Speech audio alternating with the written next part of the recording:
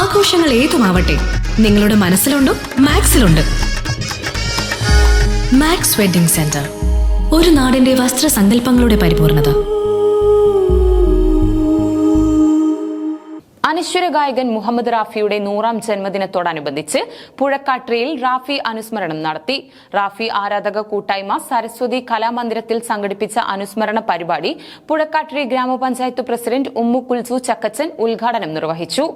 അനശ്വര ഗായകൻ മുഹമ്മദ് റാഫിയുടെ ഗാനങ്ങൾ ഏറെ ഇഷ്ടപ്പെടുന്ന റാഫിയുടെ കടുത്ത ആരാധകരായ പുഴക്കാട്ടിരിയിലെ കലാകാരന്മാരും സംഗീതാസ്വാദകരും ചേർന്നാണ് റാഫി അനുസ്മരണ പരിപാടി സംഘടിപ്പിച്ചത്.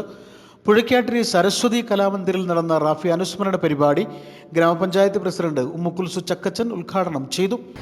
ഒരു വല്ലാത്ത സന്തോഷം തോന്നി. കാരണം ചില സൺഡേകളിൽ ഇവിടെ ഒരുമിച്ച് കൂടി ഞാൻ പാടാറില്ലെങ്കിലും പാട്ട് ആസ്വദിക്കാറുണ്ട് നന്നായിട്ട്.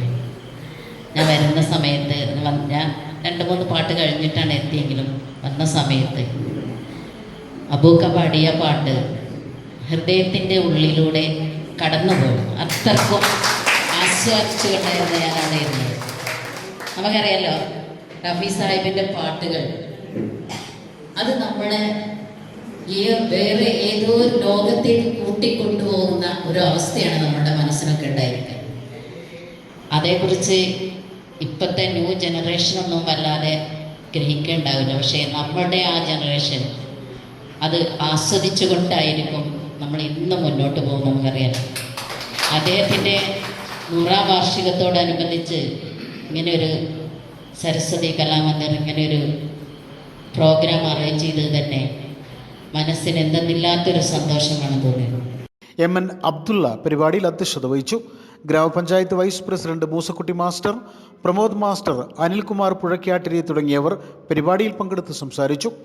റാഫി ആരാധകനായ അബൂബക്കറിനെ പരിപാടിയുടെ ഭാഗമായി ആദരിച്ചു. അക്ബർ കോട്ടയ്ക്കൽ, കോയാവ കോട്ടയ്ക്കൽ, ഷറഫുദ്ദീൻ രാമപുരം തുടങ്ങിയവർ പരിപാടിക്ക് നേതൃത്വം നൽകി.